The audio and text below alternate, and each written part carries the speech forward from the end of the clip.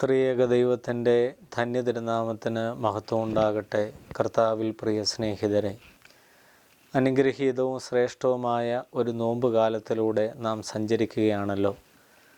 നമ്മുടെ ഈ ആത്മീയ യാത്ര കർത്താവിൻ്റെ പെസഹ വിരുന്നിലേക്കും അതുവഴി പുനരുത്ഥാനത്തിൻ്റെ മഹത്വത്തിലേക്കും എത്തിച്ചേരുന്നുവെന്നുള്ളത് നമ്മുടെ വലിയ നോമ്പിലെ പ്രൊമ്യൂൻ സദറ പ്രാർത്ഥനകളിലൂടെ നാം സാംശീകരിക്കുന്ന ഒരു പ്രധാന ആശയമാണ്. ക്രിസ്തുവിൻ്റെ പുനരുത്ഥാനത്തിൻ്റെ മഹത്വം ദർശിക്കുവാൻ തക്കവണ്ണം ഈ യാത്ര നമ്മളെ ശക്തീകരിക്കട്ടെ.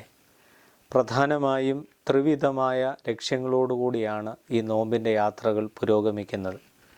മുഖ്യമായും അനുതാപമാണ് ഇതിലെ പ്രധാനപ്പെട്ട ഇതിവൃത്തം.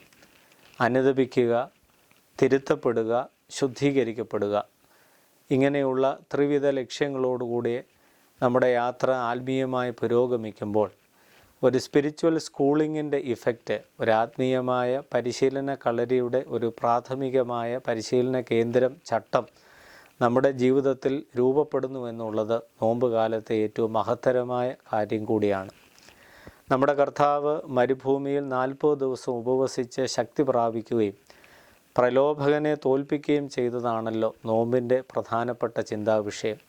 പ്രധാനമായും ഈ 50 നോമ്പിൽ നാം ധ്യാനിക്കുന്നതും അതുതന്നെയാണ്. സമവീക്ഷണ സുവിശേഷങ്ങൾ സവിസ്തരമായി ഈ കാര്യത്തെ പ്രതിപാദിക്കുന്നു. എന്നാൽ ഈ പ്രലോഭകൻ്റെ പരീക്ഷണങ്ങളെ കർത്താവ് നേരിടുന്നതിന് ദൈവശാസ്ത്രപരമായ ഒരു പശ്ചാത്തലം ഇതിൻ്റെ പിന്നിലുണ്ട്. കർത്താവിൻ്റെ മരുഭൂമിയിലെ 40 ദിവസത്തെ പ്രാർത്ഥനയും ഉപവാസവും മരുഭൂവാസവും ലക്ഷ്യമിടുന്നത് ഇസ്രായേലിൻ്റെ സഞ്ചാരത്തിലൂടെയാണ്. എബ്രായ ജനം മരുഭൂമിയിലൂടെയുള്ള അവരുടെ 40 വർഷത്തെ യാത്രയിൽ എവിടെയൊക്കെ അവർക്ക് പരാജയം സംഭവിച്ചോ ആ പരാജയങ്ങളെയെല്ലാം സ്വയം ഏറ്റെടുത്തുകൊണ്ട് അവയെ വിജയിക്കുവാനായിട്ട് പ്രാർത്ഥനയുടെ ശക്തിയോടുകൂടെ മനുഷ്യപുത്രൻ മരുഭൂമിയുടെ ഉള്ളറകളിലേക്ക് നടന്നു കയറുകയാണ്. പൗരസ്ത്യപിതാക്കന്മാരുടെ ആ വലിയ വ്യാഖ്യാനം വേദശാസ്ത്രപരമായി ഈ നോമ്പിന് നൽകുന്ന ഒരു വലിയ ദർശനം എത്ര വലുതാണെന്ന് നാം മനസ്സിലാക്കേണ്ടിയിരിക്കുന്നു. കർത്താവ് പ്രലോഭകൻ്റെ ഈ ഒരു വലിയ പരീക്ഷണത്തെ നേരിട്ടത് പ്രാർത്ഥനയുടെയും ഏകാന്തതയുടെയും സ്വയം ശിക്ഷണത്തിൻ്റെയും അച്ചടക്കത്തിൻ്റെയും ഒക്കെ അടിസ്ഥാനത്തിലാണ്. നമ്മൾക്കറിയാം, പിശാച് അന്നും ഇന്നും മനുഷ്യരാശിയുടെ മുമ്പിൽ വെച്ച് നീട്ടുന്ന പ്രലോഭനങ്ങൾ അതിൻ്റെ സ്വഭാവം ഒരുപോലെ തന്നെയാണ്. കർത്താവിൻ്റെ മുൻപിൽ അധികാരത്തിൻ്റെയും സുഖത്തിൻ്റെയും പ്രകടനത്തിൻ്റെയും ഇത്തരത്തിലുള്ളതായ എല്ലാ പ്രലോഭനങ്ങളും പിശാച് വെച്ച് നീട്ടിയപ്പോൾ തിരുവചനത്തിൻ്റെയും പ്രാർത്ഥനയുടെയും ധൈര്യത്തിൽ, അതിൻ്റെ ഉറച്ചതായ ആ ബലത്തിൽ അവയെല്ലാം നേരിടുവാൻ തക്കവണ്ണം ക്രിസ്തുവിന് സാധിച്ചു.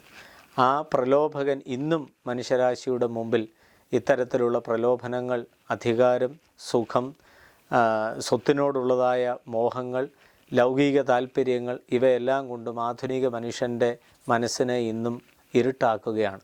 നമുക്കറിയാം, നമുക്ക് ചുറ്റും നടക്കുന്നതായ എല്ലാ അസ്വസ്ഥതകൾക്കും, പ്രത്യേകിച്ച് യുദ്ധത്തിൻ്റെയും ഭീതിയുടെയും നടുവിൽ ജീവിക്കുന്ന നമുക്കും പൈശാചികമായ ഈ പ്രലോഭനങ്ങളാണ് ഇന്നും ലോകത്തെ നയിച്ചുകൊണ്ടിരിക്കുന്നത്. അതുകൊണ്ട് കാലികമായി നാം ചിന്തിക്കുമ്പോൾ ഇന്ന് ലോകം അഭിമുഖീകരിച്ചു കൊണ്ടിരിക്കുന്ന ഏത് കാലികമായ പ്രശ്നങ്ങൾക്കും ഉത്തരം ലഭിക്കുവാൻ തക്കവണ്ണം ഈ നോമ്പ് കാലങ്ങളിൽ നമുക്ക് ആത്മശരീര മനസ്സുകളുടെ ശിക്ഷണത്തിലൂടെ നമ്മെ തന്നെ രൂപപ്പെടുത്തുകയും ദൈവസന്നിധിയിൽ ബലം പ്രാപിക്കുകയും ജീവിതത്തിൻ്റെ പ്രതിസന്ധികളെ അതിജീവിക്കുവാൻ തക്കവണ്ണം ഉൾക്കരുത്തും ഉൾബലവും നേടുവാൻ തക്കവണ്ണം ഈ വ്രതകാലം സാധ്യമാകട്ടെ എന്ന് പ്രാർത്ഥിക്കുന്നു.